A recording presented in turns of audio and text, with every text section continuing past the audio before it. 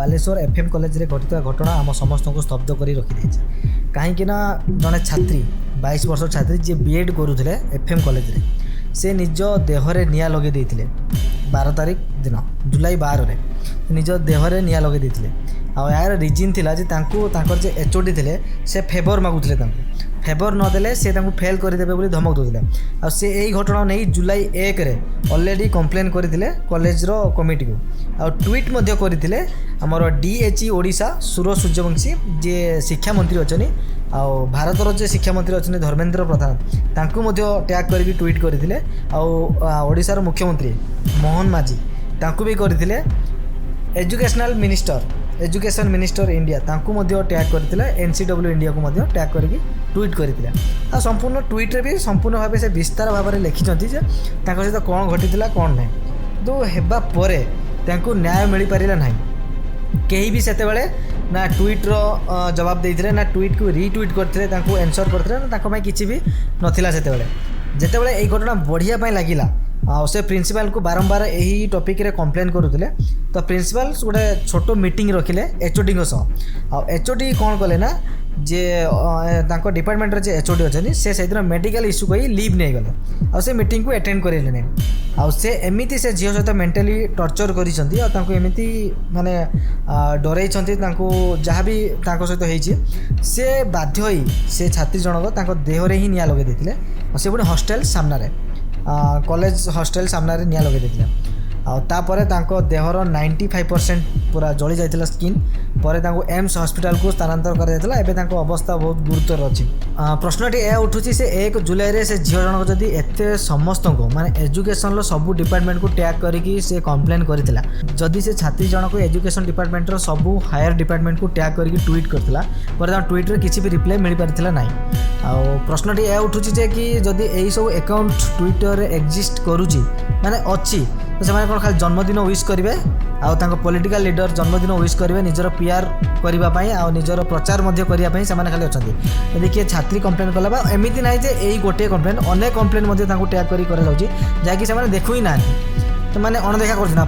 जिते घटना इंसिडेंट घटी जाऊँगी समस्ते बाहर की सामना पलि आसुँच कि आम यह करूँ से करूँ या करदेबू से करदेबू कि इंसिडेंट घटवा पूर्वर से मैंने जाशुणी चुप रोचन आ ये छात्री जनक एमती गोटे इंसिडेंट घटाई मुझे एक्जाक्ट जानी से निजे से डिसीजन नहीं कि से इन्फ्लुएंस करमती किसी बोल्ड डिसीजन नापी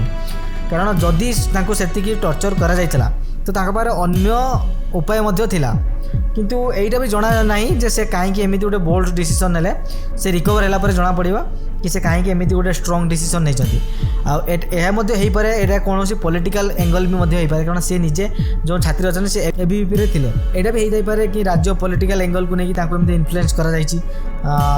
भी कन्फर्म नहीं सेटा परे जना पड़ो सबुठ बड़ प्रश्न यह अच्छी कि ए जानी सारा पर तो प्रिंसिपल आ पछरे थिबा सब लोक केमिति चुप हो रहिले कहीं माने यही घटना घटाइबा बाध्य कराइले प्रिंसिपल को सस्पेंड कर देइचंती आ एचओडी को सस्पेंड कर देइचंती तो एथिरे हबो कोन पुणी कोडी किछि दिन पर जेतले घटना पूरा दबिजियो पुणी रिस्ट्रक्चर करदेले तो से किसी मतलब ना कि क्या सस्पेंड करदे आम या करदेलु से करदेलु से किसी ना एक्चुअली मूल रिजन बाहर करने पड़ो जे घटना कहीं घटी तो एत बड़ डिसीजन से छात्री जनक कहीं नहीं खोजिकी बाहर करने पड़ो आ काम हो मीडिया वाला आदि मुझे मीडिया कथा कहि मीडिया वाला भी से टॉपिक से नजर पकई नाला टाटिया कामड़ा कमड़ी होती निज निज भितर आकू डाकी ताकू डाकी मैंने झगड़ा करी निज निज भितर चलते गोटे मैंने पीआर करने एमती है सेमती है पेट्रोल किए किला पेट्रोल कहीं किला किए बिकिला भाई कौन अच्छी जड़े नॉर्मल लोक जाइए पेट्रोल किनाई तो से दुकान वाला केमी जान प्रथम क्वेश्चन तो दुकान वाला केमी जान कि ये पेट्रोल किणिकी कौन कर कौन ना जानी ना से निर्दोष अच्छी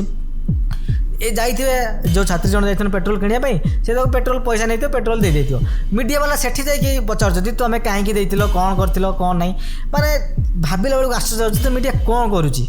ମାନେ ତାର କାମ କ'ଣ ସେ କରୁଛି କ'ଣ ମାନେ ଯାହାକୁ ପ୍ରଶ୍ନ ପଚାରିବା କଥା ଯେଉଁ କଥା ଯେତେବେଳେ ଟ୍ୱିଟ୍ ହେଲା ତାକୁ ମିଡ଼ିଆ ବାଲା ପ୍ରଥମେ କ୍ୟାପଚର୍ କରିବା କଥା କି ଏମିତି ଗୋଟେ ଘଟଣା ହେଇଛି